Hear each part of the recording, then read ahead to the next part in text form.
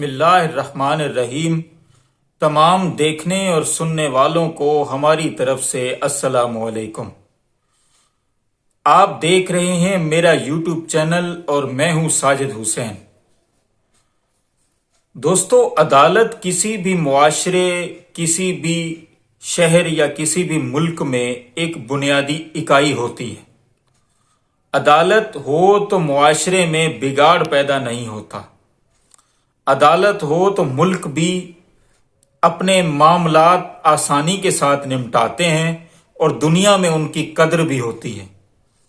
ہمارے پاکستان کے اندر عدالتی نظام، میں نے پہلے بھی ایک ویلاگ میں عدالتی نظام کے بارے میں بات کی تھی۔ ہمارے معاشرے میں عدالتی نظام کے رویے، عدالتیں کچھ اور ہی معاملات کر رہی ہیں۔ میں اس بات پر نہیں جاؤں گا کہ کچھ دنوں پہلے جو کچھ معاملات ہوئے، آپ سب نے خبریں، سوشل میڈیا اور مختلف ذرائع سے ساری چیزیں دیکھ لی ہوں گی۔ میں تو یہ دیکھ رہا ہوں کہ مجھے ایسا لگتا ہے کہ ہسٹری عدالتی نظام میں دہرائی جا رہی ہے۔ تاریخ اپنے آپ کو اگین دہرا رہی ہے۔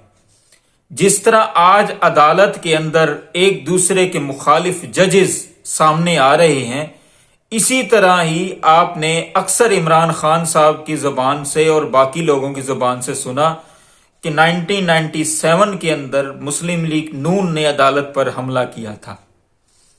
مجھے آج کل پھر وہی باتیں سننے کو مل رہی ہیں اور ایسا لگ رہا ہے کہ عدالتی تاریخ دوبارہ سے دہرائی جا رہی ہے۔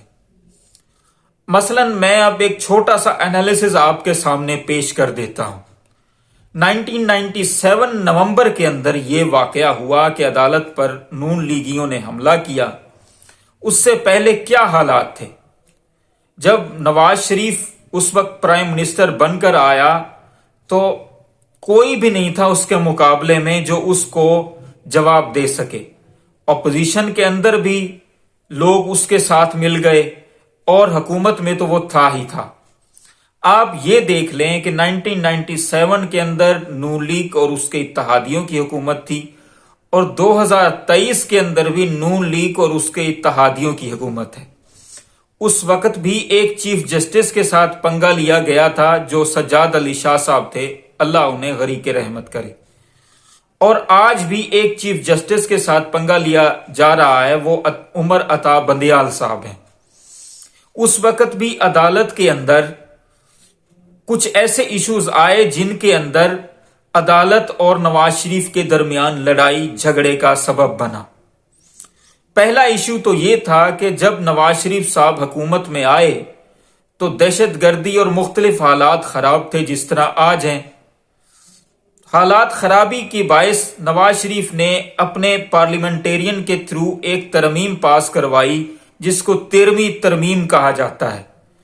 اس میں انہوں نے کہا کہ جی کیونکہ دہشت گردی اس وجہ سے ہو رہی ہے، عدالت کے فیصلے کمزور ہوتے ہیں جس کی وجہ سے دہشت گردوں کو سزا مل نہیں پاتی اور دہشت گرد پھر چھوٹ کر وہی کام دوبارہ کرنے لگ جاتے ہیں۔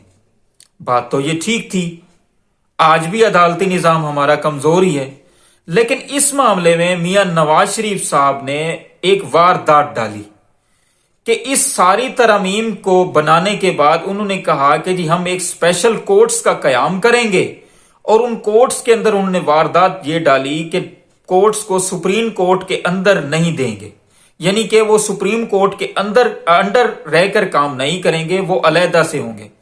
اس بات پر سجاد علی شاہ صاحب نے کہا کہ یہ تو نامناسب بات ہے، ہو سکتا ہے عدالتیں پھر سیاسی نوعیت کے کیسز بنائیں، اور اگر ایسا ہو جاتا تو نواز شریف یقیناً یہی کرتا۔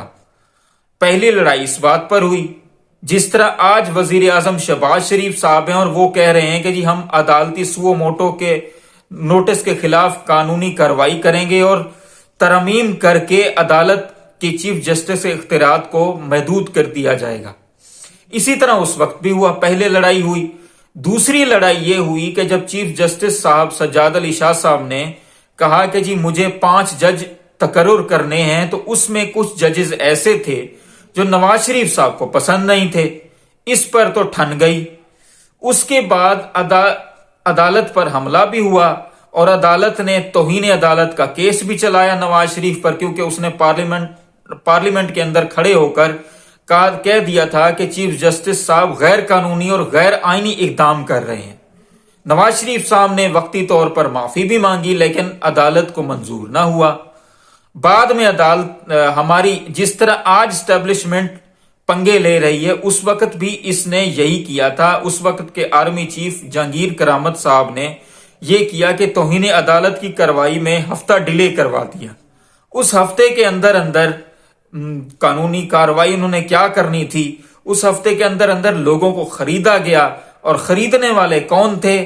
عطا تارڑ، جس کو میں عطا ٹرٹر کہتا ہوں، اور اس کے دادا رفیق تارڑ، جن کو میں رفیق ٹرٹر کہتا ہوں، وہ چلے گئے اور انہوں نے ججز کو خریدا۔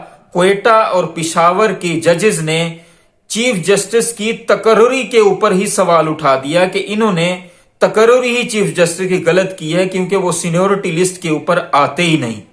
اب سمجھ میں آنے والے، جن کی سمجھ میں یہ بات آتی ہے، وہ یہ کہتے ہیں کہ اگر آج اس وقت چیف جسٹس کی تقرری چیلنج کر دی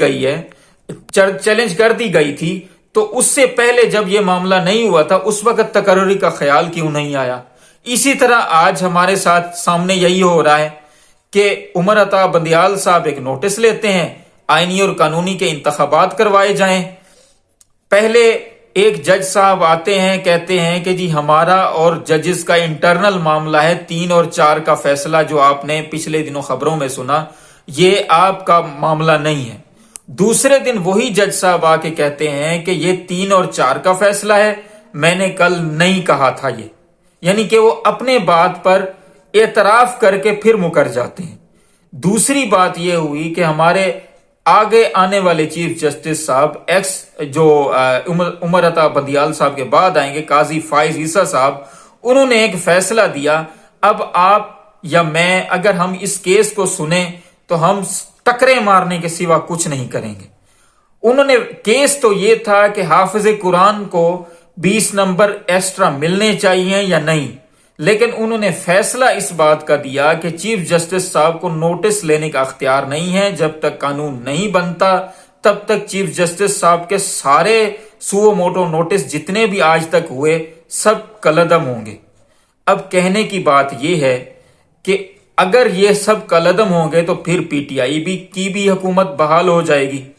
سب کالعدم جو ہو رہے ہیں، کیونکہ سو موٹو نوٹس کی بنیاد پر ہی پی ٹی آئی کی حکومت گرا کر ان چوروں اچکوں کے ٹولے کو ہم پر مسلط کیا گیا۔ آخر میں کہنا میں یہی چاہوں گا کہ ایک وہ مثال ہے کہ میٹھا میٹھا ہپ ہپ کڑوا کڑوا تھو۔ یہی ججز جب ان کو بٹھا رہے تو یہ بہت اچھے ججز تھے، آج جب یہ آئینی اور قانونی فیصلہ کر رہے ہیں تو یہی ججز بہت برے ججز ہو گئے۔ سو موٹو نوٹس کے اوپر قانون بننا چاہیے۔ میں یہ دیکھنا چاہتا ہوں کہ آنے والے چیف جسٹس صاحب کیا اس قانون پر خود عمل کر پائیں گے یا نہیں، یہ سوال ہے۔ اللہ تعالیٰ آپ کو آسانیاں دے اور آسانیاں تقسیم کرنے کی توفیق بھی دے۔ اپنا آس پاس رشتہ داروں اور دوستوں کا خیال رکھیے، اور میرے اس چینل کا بھی۔ آپ کا بہت بہت شکریہ۔